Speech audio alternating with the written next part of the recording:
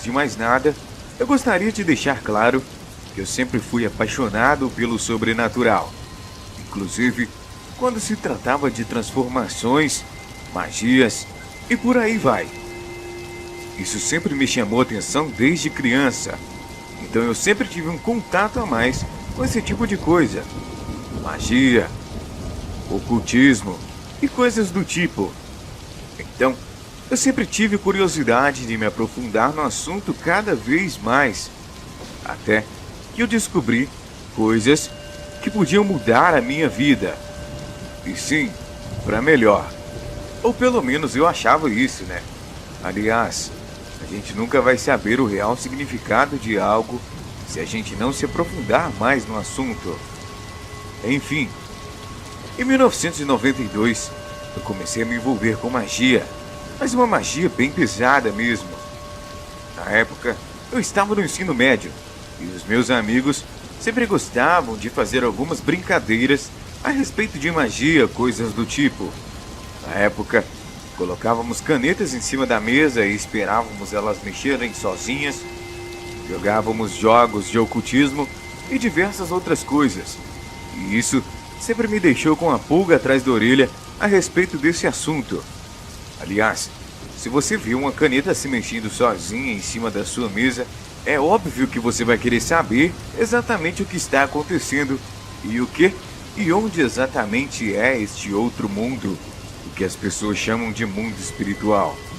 Meu nome é José, eu nasci no interior do Mato Grosso do Sul, em um pequeno município chamado Amambaí. Amambaí tem aproximadamente 39 mil habitantes. Não é lá grandes coisas, porém é uma cidade maravilhosa e muito bonita. E para quem não conhece nenhum ponto turístico da cidade ou nunca ouviu falar, se você pesquisar, você pode ver algumas fotos da cidade, inclusive as araras, que são o ponto principal da cidade. Na época que eu estudava com os meninos no ensino médio, e eu comecei a me aprofundar um pouco mais a respeito do assunto sobrenatural, eu comecei a ter muita vontade de colocar em prática, e assim fiz. Comecei a estudar sobre alguns livros que, entre aspas, estão disponíveis para nós, porém, os verdadeiros livros de verdade estão escondidos pelas verdadeiras seitas, nas quais a gente não conhece muito bem. Aliás, só quem participa realmente conhece. Um desses livros supostamente conhecidos e disponíveis, entre aspas, é o livro de São Cipriano. E nele aprendi diversas magias e feitiços que realmente me interessavam. E entre esses feitiços estavam o feitiço para atrair dinheiro, para conseguir um amor e também para se transformar em algumas criaturas malignas ou até invocá-las. Porém, pelo fato de ser uma magia muito perigosa, eu realmente fiquei com o pé meio atrás de me envolver com isso. Porém, a minha curiosidade não deixou que eu ficasse com medo suficiente a ponto de eu desistir e não colocar os feitiços em prática.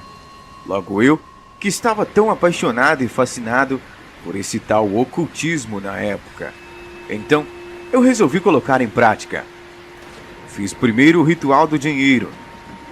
Esse ritual eu tinha que comprar alguns materiais para colocar em prática, que, se eu não me engano, na época eram 2 velas verdes, pimenta preta e arroz. Eu não vou explicar aqui o feitiço, pois eu não gosto mais de mexer com tais coisas. Porém, você pode ficar à vontade em pesquisar. E esse feitiço realmente deu certo. Ele não é um feitiço envolvendo magia que vai te garantir aquilo. Ele, na verdade, é um ritual para que você vibre na frequência do seu desejo e assim você atrairá para você mesmo aquilo que deseja, que no caso seria dinheiro. Até aí tudo bem. Isso é uma das coisas que eu comecei a me envolver, que era um pouco mais superficial. Porém, a seguir, comecei a colocar em prática coisas que mexiam com o corpo humano ou mexiam até com outras pessoas. Por exemplo, o ritual de encontrar o amor verdadeiro. Ok, eu fiz tudo o que me pediu no livro e coloquei em prática. Passou uma semana e nada.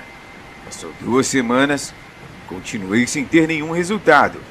Porém, na terceira semana, eu conheci uma menina espetacular, justamente no mesmo colégio em que eu estudava com essa garotada toda. Essa menina era espetacular, ela era linda. E tudo que eu mais desejei na vida foi casar com ela. Porém, assim como eu posso dizer por experiência própria, a magia pode te dar muitas coisas, mas ao mesmo tempo, ela te tira muitas outras e até mesmo aquilo que você pediu. Então, deve-se tomar muito cuidado quando você quer se envolver com esse tipo de coisa. Aliás, eu não recomendo de jeito nenhum você se envolver com isso, pois eu me envolvi e me dei mal. Enfim, após conhecer essa garota, me apaixonei e vivi uma vida maravilhosa com ela. Eu, totalmente apaixonado, fiquei cego para os erros que me aprisionaram a ela. Por exemplo, o ciúme obsessivo, as constantes brigas que inclusive faziam tão mal para mim quanto para ela, e a possessão que tínhamos um pelo outro. Não apenas eu, ela também tinha. Enfim, foi um relacionamento falido. Pensei comigo mesmo, eu poderia ter me precipitado, conhecido o amor da minha vida, porém no momento errado. E o que seria isso? Nenhum de nós dois estávamos preparados o suficiente para ter um relacionamento saudável e isso acabou com que não deu muito certo. Enfim, não conseguimos manter muito tempo nosso relacionamento e resolvemos seguir as nossas vidas. E dentro desse tempo, eu acabei perdendo pouco a minha fé em todos esses rituais, entre aspas, que diziam ser milagrosos. Mas na verdade, eu estava fazendo de maneira errada, assim como fiz na segunda vez. Então, resolvi colocar um outro tipo de ritual em prática, que foi o ritual da transformação. Como eu tinha percebido que o ritual do dinheiro havia dado certo, porém o do amor não, eu tinha que fazer um terceiro ritual para ter certeza se funcionava ou não. Aliás, o primeiro deu certo, o segundo não deu, e o terceiro seria um divisor de águas ali.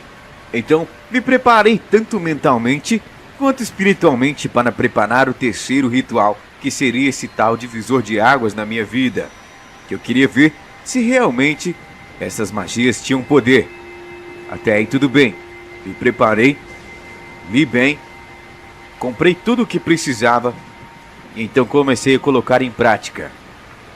Eu deveria fazer no chão um círculo de sal e dentro desse círculo eu deveria desenhar um pentagrama com pedras e colocar fogo nele. Na época, eu não tinha consciência nenhuma daquilo ser satânico, até porque eu também não frequentava nenhuma igreja e não conhecia as forças do mal e nem a do bem. Eu não sabia diferenciar muito bem o que era bem ou mal.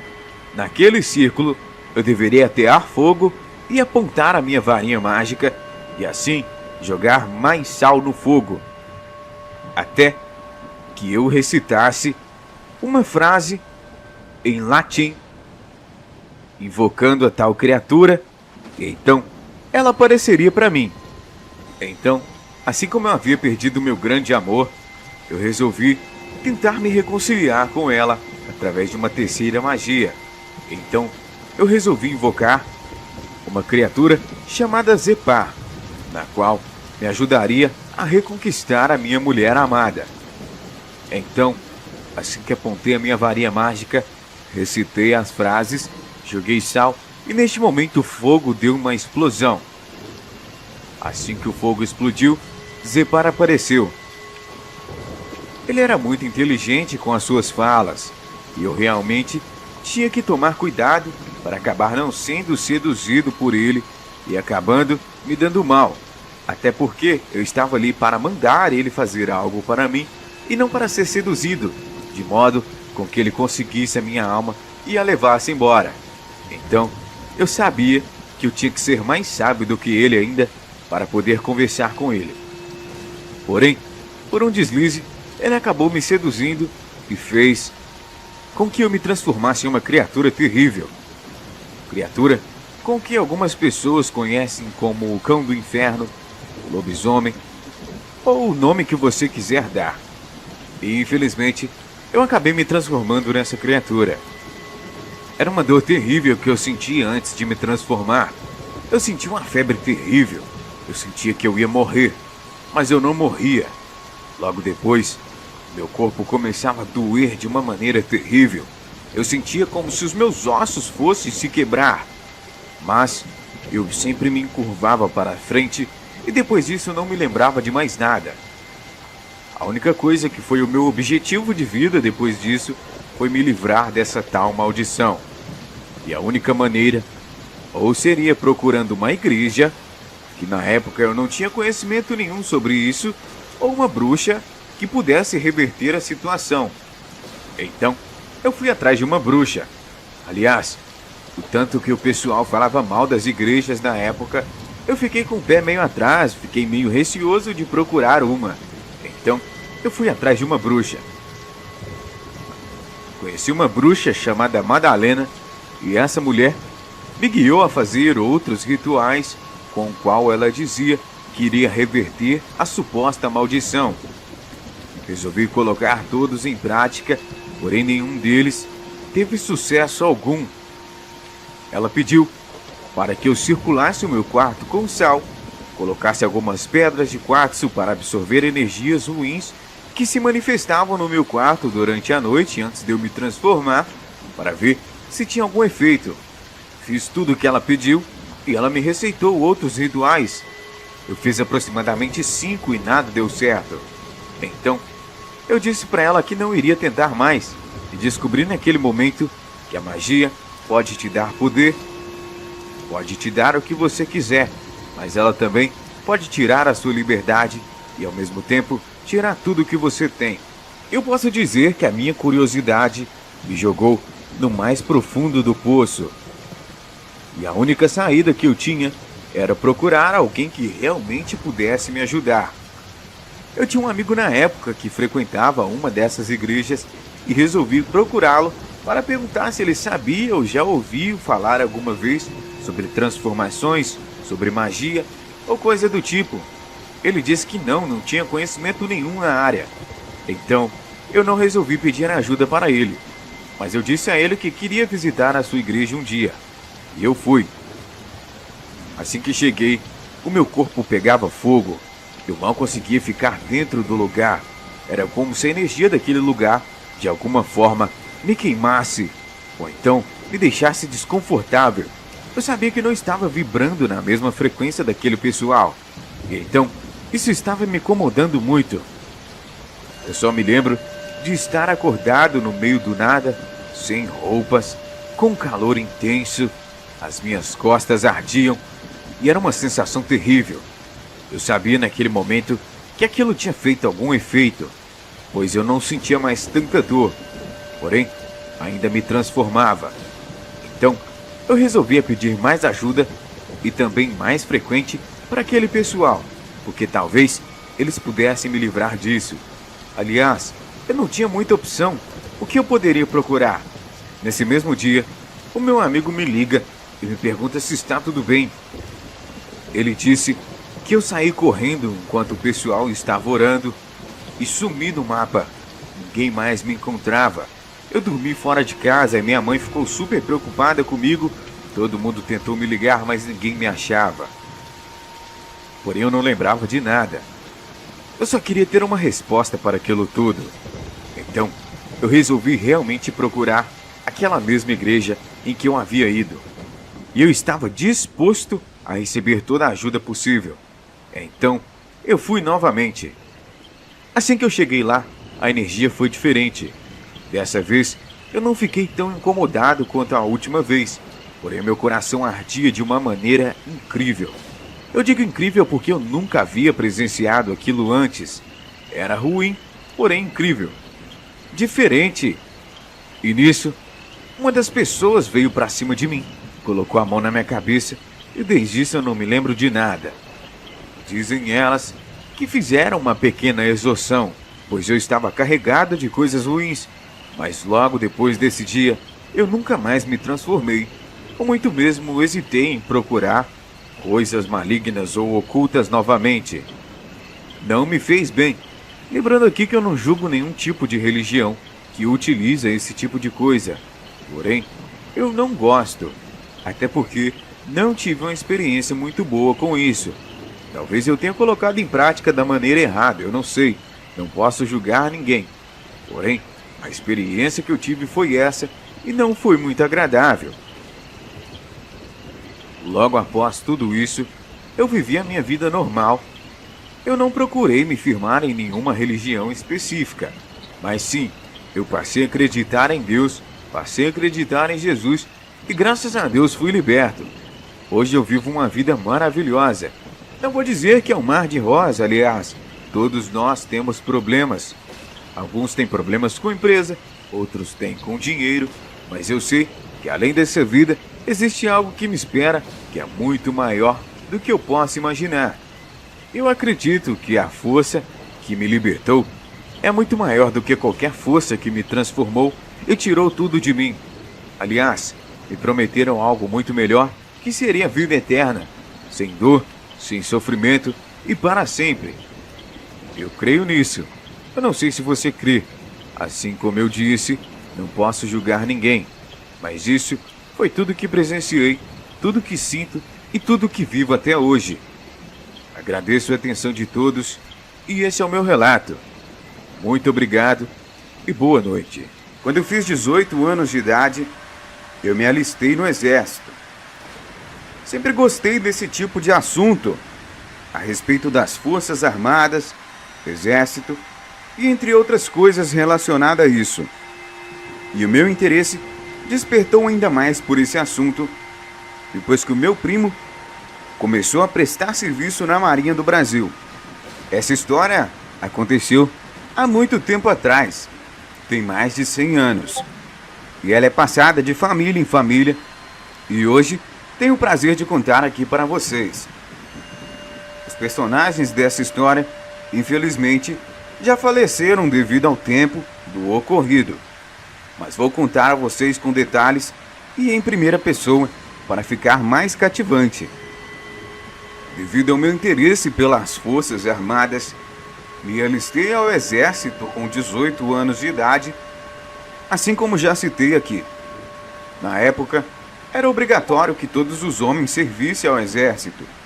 Então, como já era obrigatório, eu tinha, de qualquer jeito, que exercer a minha função. É claro que mesmo que se não fosse obrigatório, eu queria servir. Aliás, era uma paixão que eu tinha. Passado alguns anos que eu já estava no Exército, aconteceu uma guerra entre países e a embarcação que eu estava foi aprisionada fora do nosso país. Eu e meus irmãos tínhamos sangue lupino, e toda vez que nos sentíamos ameaçados, nós nos transformávamos e perdíamos a consciência de tudo o que fazíamos. Aliás, agíamos em defesa da nossa própria sobrevivência. Assim que a embarcação foi invadida, claro que me senti ameaçado. Então, naquele momento, me transformei, pulei no rio e saí pela mata. Eu geralmente perco a consciência, mas me lembro de flashes do momento. Lembro que acordei em meio à mata, sem comida, apenas com a roupa que estava no corpo e minha arma.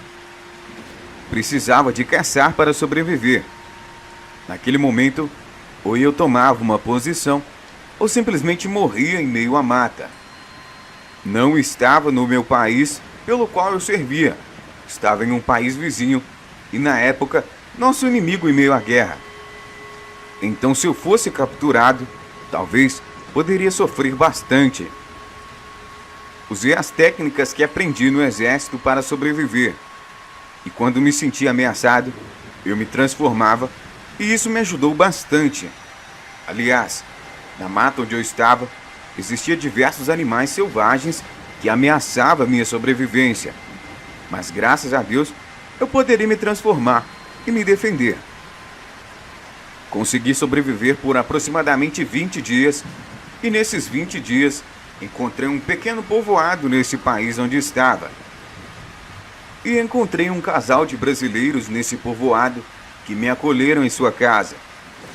Disse a eles que minha embarcação havia sido atacada, então eles me acolheram e eu consegui ficar na casa dessas pessoas por aproximadamente 30 dias, sem levantar nenhuma suspeita. Aliás, na época, eu falava espanhol fluente. Eu sabia onde tinha tropas brasileiras e eu teria que procurar ajuda. Aliás, não tinha como sair de lá sozinhos. Procurei a embarcação que estava ali por perto e a encontrei rapidamente. Entrei a bordo, me apresentei, então me transferiram para casa novamente. Eu morava no Mato Grosso, onde atualmente é o Mato Grosso do Sul. Para você que não está entendendo, na época, o Mato Grosso era apenas um estado. Não existia essa divisão entre Mato Grosso do Sul e Mato Grosso. Nesse estado, eu comecei a servir e protegê-lo. Meu estado foi invadido e eu fui capturado novamente. No meio da ação dos soldados inimigos, me senti ameaçado e me transformei. Lembro que fui atacado por diversos cantos e eles sabiam que aquelas armas comuns não poderiam me capturar. Porém, pelo fato dos seus soldados sempre ficarem em meio à mata, eles sempre carregavam consigo um dardo tranquilizante que, infelizmente, me afetava. Lembro que fui acertado por esse dardo tranquilizante e quando acordei, eu não sabia onde eu estava mais. Naquele momento, permaneci transformado. Aliás, eu sempre me transformava em lobisomem quando me sentia ameaçado e naquele momento eu não conseguia sentir mais nada além de me sentir ameaçado contra minha própria sobrevivência. Aliás, eu sabia que não estava no meu país, que eu havia sido transferido para outro lugar, que eu tinha sido capturado e que a minha vida estava em jogo. Naquele momento percebi que ao meu redor estavam diversos outros soldados brasileiros. Retomei a consciência e sabia que deveria tomar alguma atitude. Naquele momento percebi que as grades eram reforçadas e eu não conseguiria fazer nada. Percebi que eu não estava mais transformado, então provavelmente eles iriam me tirar da cela para obter alguma informação de mim. Ou talvez me usar até como uma arma de guerra. Na época, não tinham tecnologia o suficiente para nos controlar. Aliás, como que controla a mente de alguém? Não tem como. Então, eles sabiam que eu amava o meu país e jamais me tornaria aliado deles, não importa o que me oferecessem. Foi dito e feito. Me tiraram da cela para obter informações, porém assim que destrancaram a cela, eu me transformei, derrubei os 2 soldados que estavam ao meu redor e tirei os outros soldados brasileiros que estavam na cela ao lado da minha. Naquele momento, corremos para a mata e ficamos foragidos. Não tínhamos muito o que fazer, simplesmente esperar reforços. Eu não tinha comunicação entre os soldados que estavam comigo, e eles também estavam com muito medo. Aliás, eles nunca tinham visto algo semelhante a mim. Eu não conseguia conversar com eles, mas lembro dos seus rostos assustados quando olhavam para mim. Ao mesmo tempo, sentiam segurança por eu ter tirado eles da cela. A surpresa deles é que nunca haviam visto uma criatura como eu, mas a segurança é que eles sabiam que eu estava do lado deles. Ficamos escondidos em meio à mata, e chegou o momento que as tropas já estavam nos procurando. Sabíamos que não iríamos sobreviver naquele momento, porque assim que nos encontrassem, eles não iam poupar esforços para dar fim a mim e aos meus companheiros. Mas eu poderia defendê-los. Aliás, eu tinha força. Me escondi em um ponto estratégico, esperei as tropas inimigas passarem e naquele momento pulei em suas costas e acabei com eles. Pegamos as suas armas e invadimos os acampamentos onde eles estavam. Encontramos mais prisioneiros brasileiros. Fomos tomando o controle da situação. Conseguimos pegar um rádio que estava no acampamento e entrar em contato com as nossas tropas que estavam no nosso país. Nisso, elas poderiam enviar reforços e nos tirar daquele território inimigo. Aliás, estávamos cercados de soldados inimigos naquele momento. Eles hesitaram em atacar porque tinham conhecimento que existia uma criatura estranha entre os soldados que estavam tomando os acampamentos pouco a pouco. Mas chegou um momento que eles planejaram um ataque para tomar o acampamento onde estávamos e colocaram um plano em ação. Me lembro que cercaram o acampamento e naquele momento não hesitei e me transformei.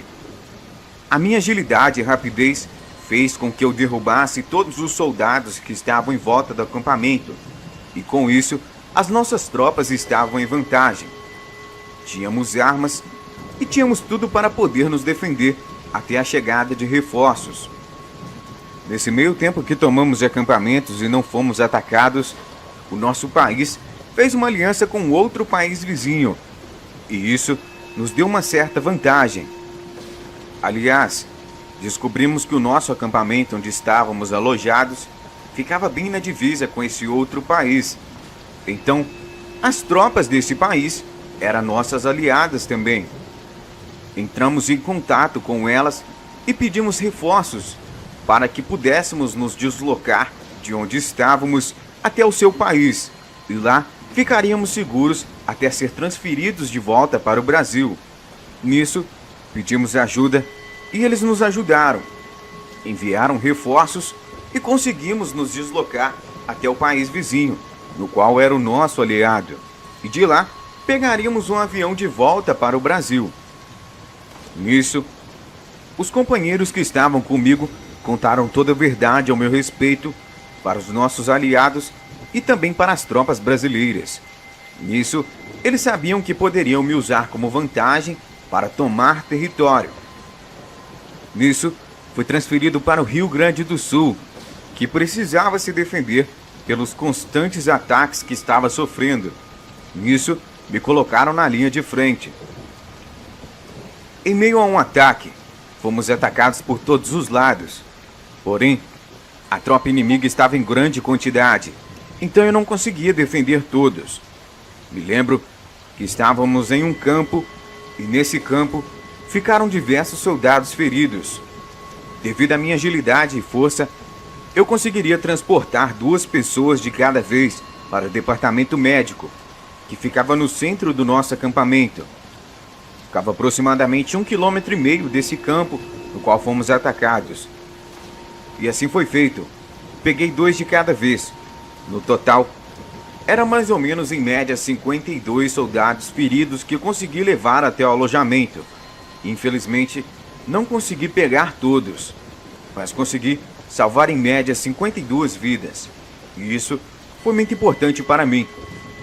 Chegaram reforços nessa invasão e conseguimos tomar novamente o campo onde estávamos. Eles viram meu esforço para salvar os soldados da guerra e nisso me transferiram para um lugar que estava em paz até que a guerra acabasse. E também, devido aos diversos ferimentos que tive, precisava ser tratado. Apesar de não sentir dor depois, alguns ferimentos persistiram no meu corpo mesmo depois da transformação acabar. Não medi esforços para ajudar os meus companheiros. Aliás, toda vez que me transformava, perdia a consciência, mas dentro de mim existia algo que falava mais forte, que era a necessidade de servir e ajudar o meu país. Meus companheiros, após a guerra acabar, chegaram em mim e me agradeceram por salvar as suas vidas. Graças a Deus, usei isso como um dom e para salvar as pessoas e não para destruir. Aliás, na época, passávamos por um momento muito difícil no nosso país e para não torná-lo mais difícil, consegui usar isso para o bem e não para o mal.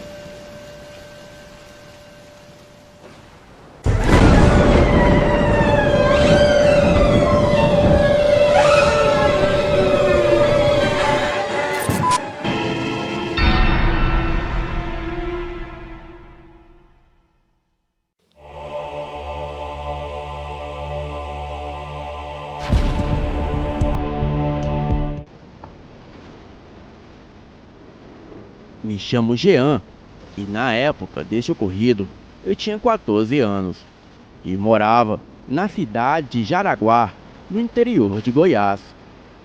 Cresci em Jaraguá, como qualquer criança normal, até o meu pai vir a falecer quando eu tinha 12 anos, deixando apenas a minha mãe e eu. Éramos uma família em situação financeira muito boa, pois o meu pai possuía uma fazenda em Morro Agudo de Goiás e várias outras propriedades. Morro Agudo de Goiás fica a 2 horas de Jaraguá. Meu pai era um senhor de 62 anos na época e cuidava dos negócios da família e nunca nos deixava faltar nada. Até que certo dia ele saiu para caçar à noite nas proximidades da fazenda e foi atacado por uma onça e acabou falecendo. Foi uma morte muito estranha, mas na época eu não tinha noção da situação. O meu pai foi em vida um homem muito bom, e durante o velório dele, vi os meus 2 tios, irmãos do meu pai, abordando a minha mãe no quarto. Eles fecharam a porta e eu, percebendo a situação tensa, corri até lá e escutei um deles falando em um tom alto e ameaçador. Ele dizia: "Vamos investigar a morte do meu irmão, pois isso não vai ficar barato. E se alguém estiver envolvido, vamos dar cabo nessa pessoa." A minha mãe dizia que ela não sabia de nada. Então, os meus tios saíram do quarto e me viram. E em seguida, me chamaram para tomar sorvete. O meu tio mais velho se chamava Flávio. Ele era casado com uma moça que se chamava Augustina. E os dois moravam no centro da cidade de Jaraguá. Acho que eles me raptaram, pois por algum motivo, a minha família paterna não queriam que a minha mãe tivesse a minha guarda. Cheguei a ficar 3 dias na casa do meu tio Flávio, mas por ordem judicial, voltei para a casa da minha mãe. Pouco menos de uma semana da morte do meu pai, eu fui com a minha mãe em Morro Agudo de Goiás, um pequeno vilarejo com pouco mais de 1000 habitantes. Visitamos algumas terras do meu pai junto com um amigo da minha mãe, um homem que chamarei pelo nome fictício de Lúcio. Ele era 10 anos mais velho que a minha mãe. Ela tinha 35 anos na época e ele 45. E não demorou muito para eu descobrir que eles estavam namorando. E poucos meses depois se casaram. A princípio, o Lúcio era um homem muito bom para mim. E mesmo sabendo que ele nunca substituiria o meu pai, eu tinha um certo respeito por ele. E tudo estava indo muito bem. Até que depois do casamento, ele sugeriu que fôssemos morar na fazenda do meu pai, pois a mesma pertencia à minha mãe. Mas depois do casamento com comunhão de bens, ele passou a ter direito em tudo que era da minha mãe. Eu não gostei da ideia de ter mudado de Jaraguá, pois os meus melhores amigos ficaram para trás, inclusive a minha namorada, pois naquela época era muito comum a garotada namorar no colégio. Assim que cheguei na fazenda com a minha nova família, logo conheci um garoto da minha idade, o Marcos. Ele era filho de um dos empregados da fazenda e nos tornamos melhores amigos. Muitas das vezes dormíamos junto e ele sempre me contava as histórias de terror que se passava naquele lugar. Inclusive, segundo ele, havia uma mata ali nas redondezas, que muitas pessoas já se depararam com a caipora. Bem, o meu padrasto passou a dormir fora de casa por muitas noites. E no outro dia cedo, ele chegava todo sujo e fedendo. Parecia estar bêbado.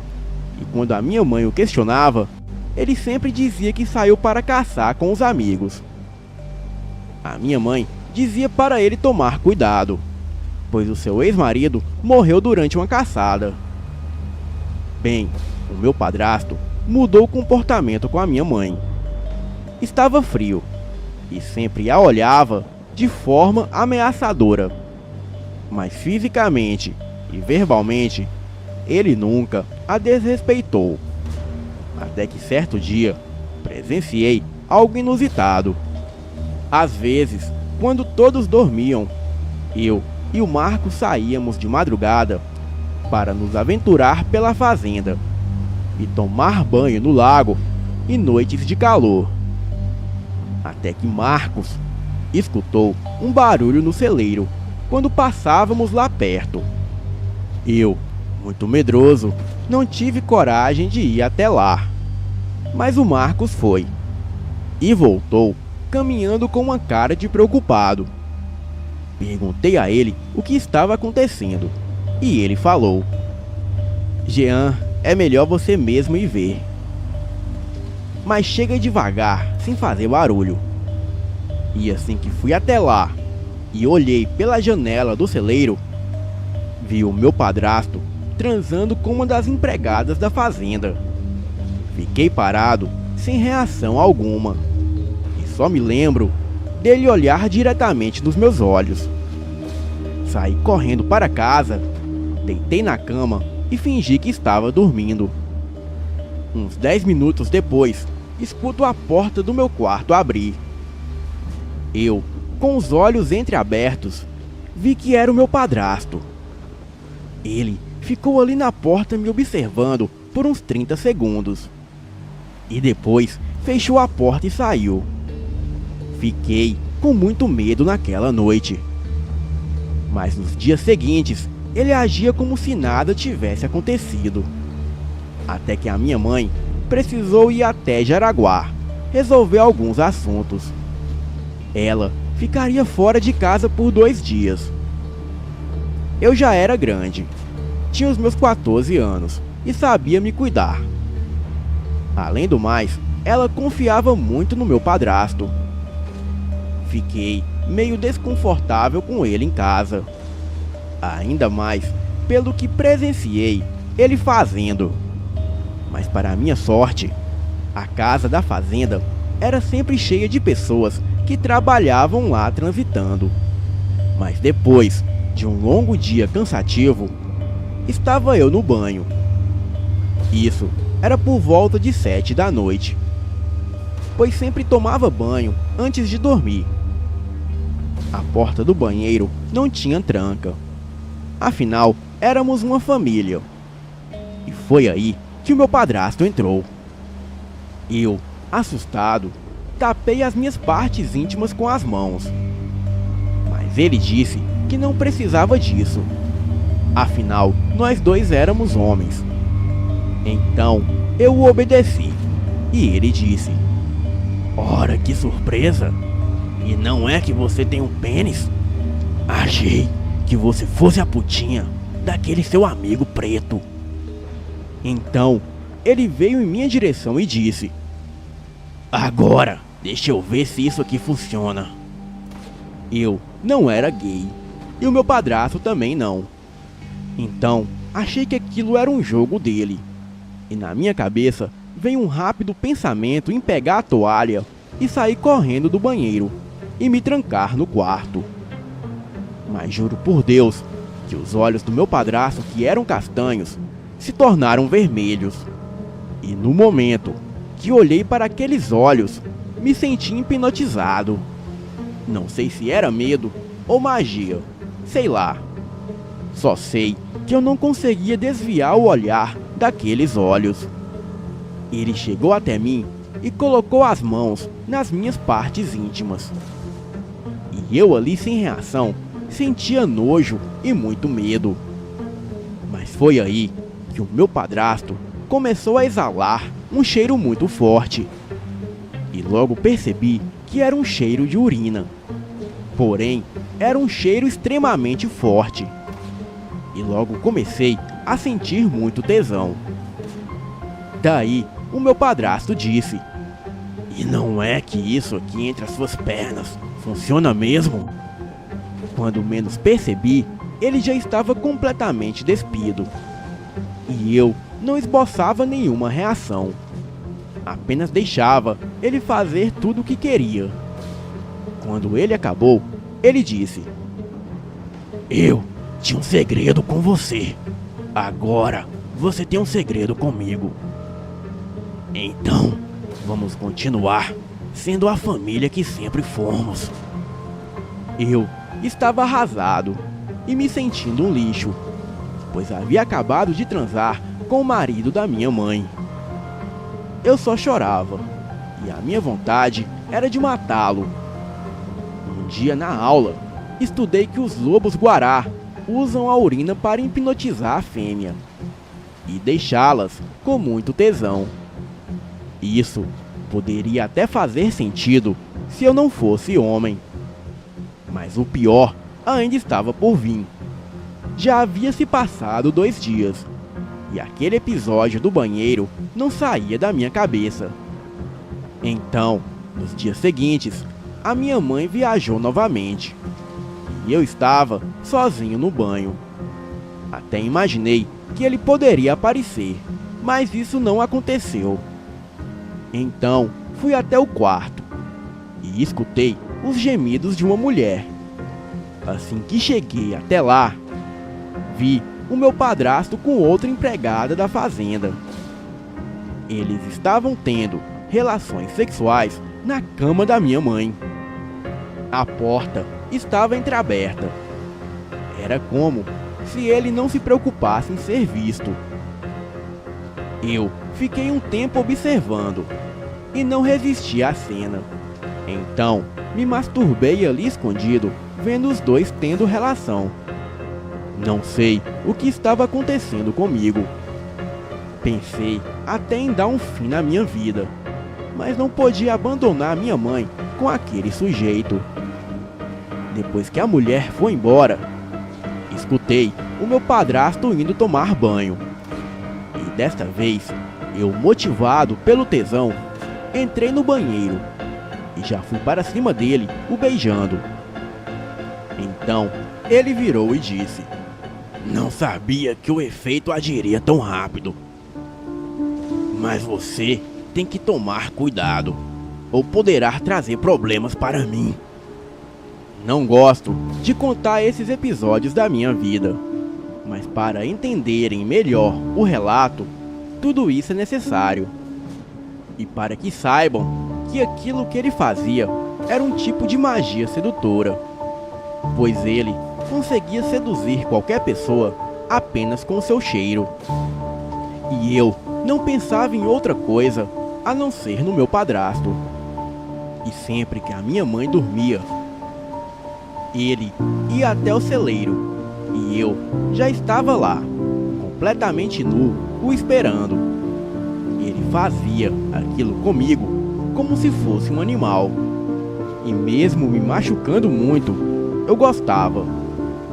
A situação começou a sair do controle quando eu passei a sentir ciúmes da minha mãe com ele.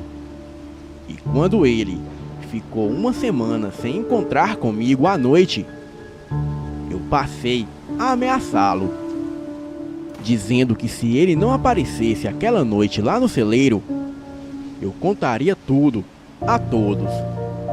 E as pessoas ficariam sabendo o que ele vinha fazendo comigo.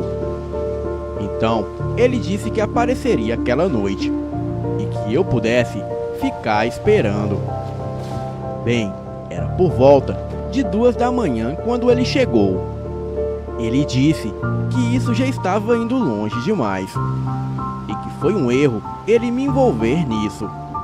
Em seguida, me pediu para colocar a roupa e que essa noite faríamos sexo em um certo lugar da mata que ele sempre gostava de ir. Sem entender nada, eu fui com ele. Andamos uma meia hora, até que chegamos em uma clareira perto de um lago.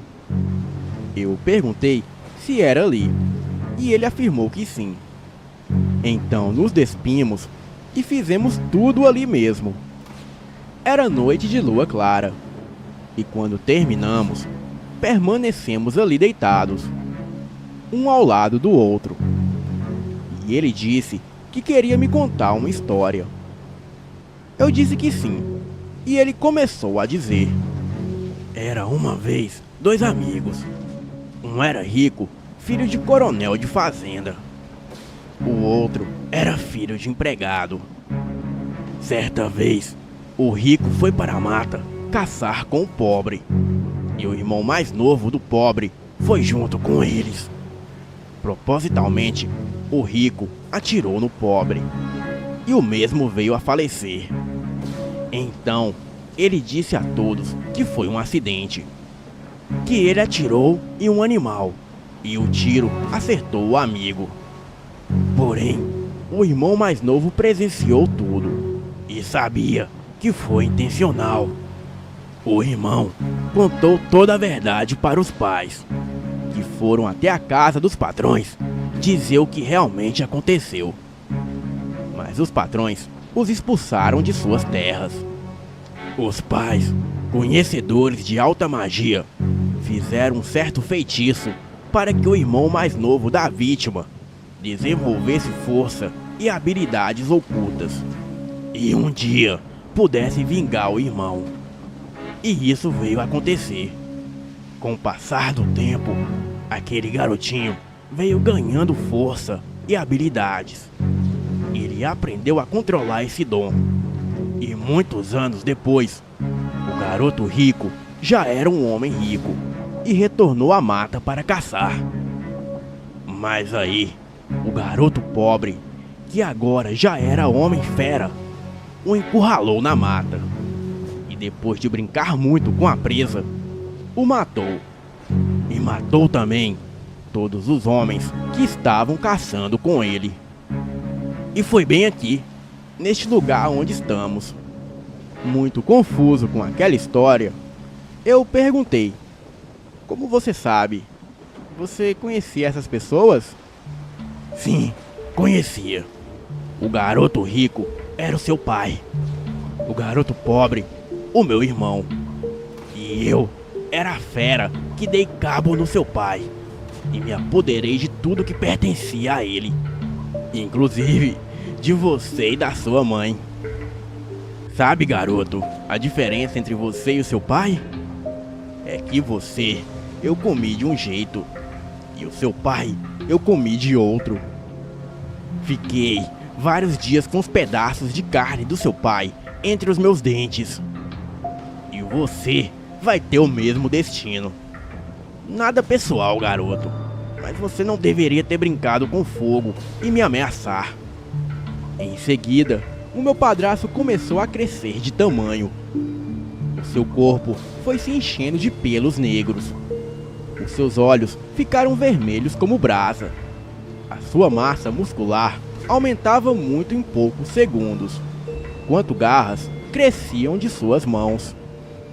Ele já era um homem alto, mas agora estava com quase o dobro do tamanho.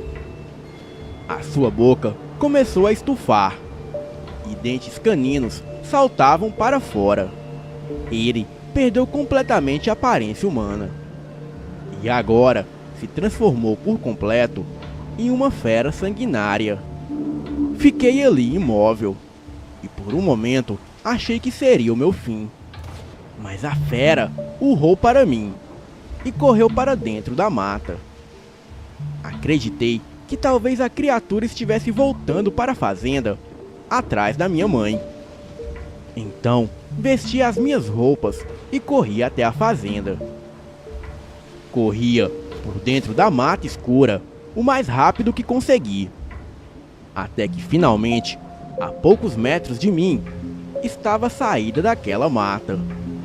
E eu já avistava a fazenda. E avistava também alguns dos empregados passando pela fazenda. E no exato momento que eu gritaria para eles me ajudarem, aquela criatura sai da minha lateral e pula em cima de mim, me derrubando e me arrastando para dentro da mata novamente. Bem, claro que vocês que escutam este relato devem estarem esperando algo surpreendente acontecer para que eu me livre da fera. E a mesma venha a ser morta. E depois eu me mude de cidade com a minha mãe, como acontece em todos os relatos.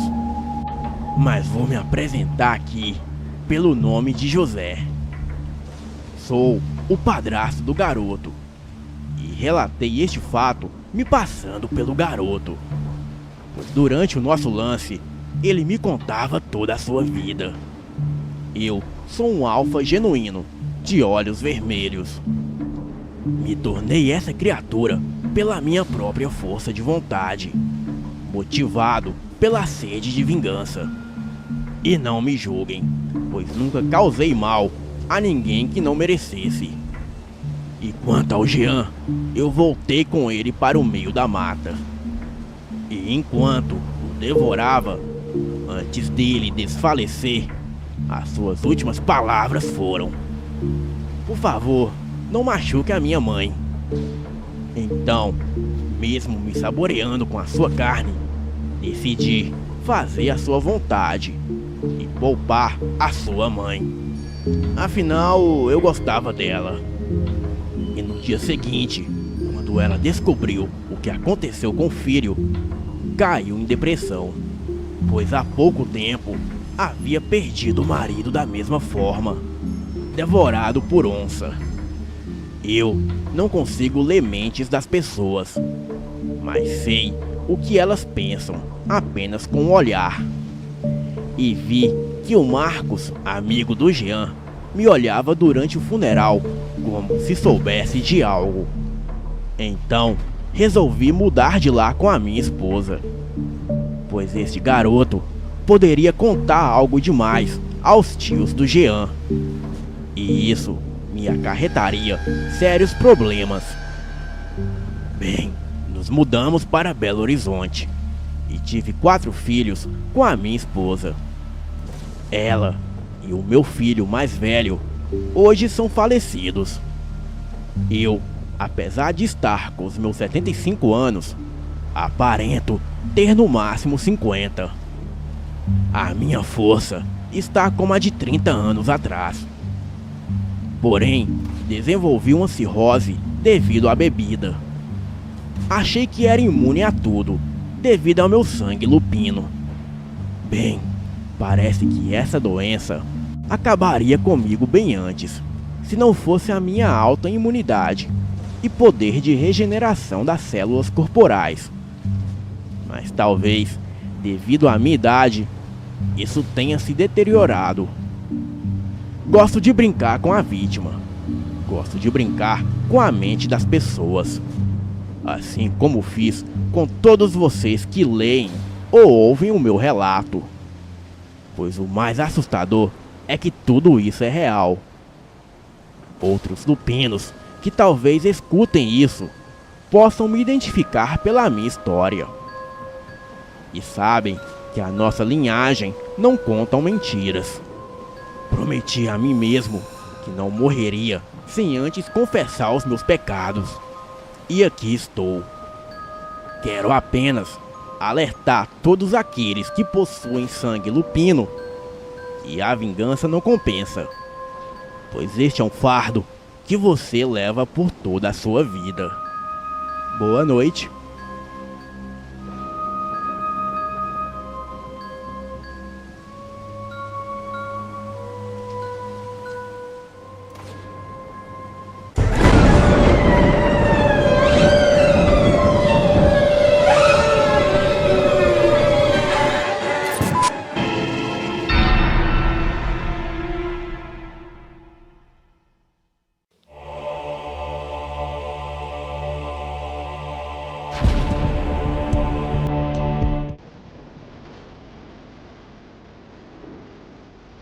Boa noite, me chamo Tiago. Este fato que vou contar aqui se passou com meu avô, que se chama José Antônio. Nos anos 60, ele era capataz que servia a um coronel muito rico. E este coronel possuía muitas terras em Goiás. Havia outro capataz chamado Chico. Ele tinha uma filha, uma menina de 13 anos. Logo, começou a surgir boatos que o coronel estava namorando às escondidas com a garota. E apesar de naquela época ser normal esse tipo de coisas, o pai da garota não gostou nada de saber daquilo e foi tomar satisfação com o coronel. O mesmo negou as acusações, mas o capataz, nada satisfeito, foi falar com a esposa do coronel e contou tudo a ela o que o seu marido andava fazendo. Quando o coronel chegou em casa, a sua esposa foi logo tomar satisfações com ele. Ele, bem irritado, logo soube que foi o seu empregado que encheu a cabeça da sua esposa contra ele. Então, o coronel mandou os outros empregados buscar o Chico. E assim que o trouxeram, o coronel o espancou com um pedaço de pau. E depois levaram o corpo dele para uma mata. E lhe deu 2 tiros, cada um em uma perna, e o jogou dentro de uma vala. O coronel queria que ele sofresse muito antes de morrer, e por isso o deixou vivo.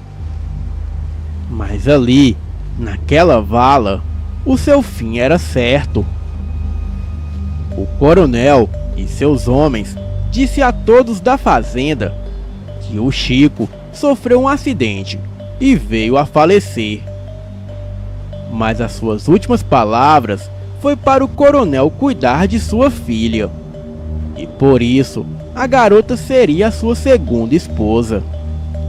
Ele dizia: "Eu já sou casado e não queria mais uma esposa para me dar trabalho. Porém, o Chico era muito especial para mim. E além do mais, eu prometi realizar o seu último pedido. Então todos vocês têm que entender isso." No outro dia, o coronel mandou seus homens irem até o local que mataram o Chico e enterrar o seu corpo ali mesmo. E os homens foram. E logo voltaram com a notícia de que o corpo do Chico havia desaparecido. O coronel ficou desesperado. Então, ele mandou os seus homens procurar por ele na mata. Foram 7 homens do coronel procurar pelo Chico. Chegando lá, eles se dividiram e cada um foi procurar de um lado. Quando estava escurecendo, os homens retornaram sem sucesso nas buscas. Porém, só retornaram 6 dos homens que saíram para a caçada. Então, no outro dia, o coronel ordenou outra busca pelo Chico e pelo capataz que havia desaparecido também. Foram 6 homens desta vez. Porém, só voltaram 4. Eles chegaram na fazenda por volta de 7 horas da noite e foram conversar com o coronel em um ponto isolado da fazenda para que assim ninguém os ouvisse. Um deles tomou a palavra e disse: "Coronel, enquanto procurávamos perto de uma gruta, logo começamos a perceber que o mato se mexia à nossa volta. Era como se estivesse alguém nos espreitando. Então, falamos para quem quer que fosse que estivesse ali, que saísse. Então, tudo ficou quieto, mas dali não saiu ninguém. Então, demos alguns tiros em direção à moita que mexia. E o Francisco foi até lá olhar. E foi aí que saiu de trás da moita uma criatura que parecia ter vindo do próprio inferno e atacou o Francisco. Era uma fera demoníaca, olhos vermelhos de sangue e tinha a cabeça de um grande cão e o corpo de um homem, só que muito peludo. Mas em algumas partes do corpo o seu pelo estava faltando, como se aquilo tivesse algum tipo de peladeira. A coisa babava muito. O Francisco tentou correr, mas a criatura pulou em cima dele e começou a rasgar a sua carne com aquelas longas presas pontudas. Corremos para fora daquela mata, mas o João teve o mesmo destino do Francisco. A coisa veio ao nosso encalço e pegou ele, e com muita sorte nós quatro conseguimos escapar. Enquanto os homens ainda explicavam para o coronel tudo o que havia acontecido, pela estradinha de terra, cercada de matos em volta que dava acesso à fazenda, vinha a fera caminhando em 4 patas na direção da fazenda. O coronel ordenou que todos fossem para um lugar estratégico e atirassem assim que a fera se aproximasse. O coronel fez o mesmo, sacou a sua arma e apontou na direção da criatura. E assim que a mesma viu o coronel ali do outro lado da cerca da fazenda, a criatura veio correndo com muita fúria em sua direção. O coronel deu 3 disparos certeiros na fera, e a mesma caiu no chão, levantando muita poeira. Já os homens saíram atirando na criatura, até as suas armas descarregarem. O coronel viu que a criatura não se mexia mais. Então, com apenas 3 balas no revólver, ele disse: "É você, né, Chico, que veio do inferno atrás de mim. Mas vou te mandar de volta pra lá, seu cabra safado. A sua filha agora me... Ah!" Neste momento, a fera, que já havia tomado uns 30 tiros, levantou e cravou as suas presas bem no pescoço do coronel, arrancando a sua jugular. Em seguida, a fera abriu a boca de forma anormal e com apenas uma mordida arrancou a cabeça do coronel. E depois continuou comendo o corpo dele, e só saiu dali depois que terminou. Os homens ficaram ali paralisados de medo, apenas observando. Eles não conseguiam se mexerem. Mas para a sorte deles, a criatura, depois que matou o coronel, os ignorou e voltou pela estradinha, pelo mesmo caminho que veio. No outro dia, alguns corajosos saíram na mata para caçar a criatura. Porém, tudo o que acharam foi partes do corpo do coronel, embaixo de uma árvore que a fera havia vomitado. Mas nunca mais presenciaram aquela criatura. Muitos dizem que a fera era o Chico, que depois que matou o coronel, voltou à forma humana e vomitou partes do corpo dele. Mas o Chico mesmo nunca mais foi visto. Nunca achem que só o dinheiro tem poder, pois neste mundo existem forças muito mais poderosas que o dinheiro. Boa noite.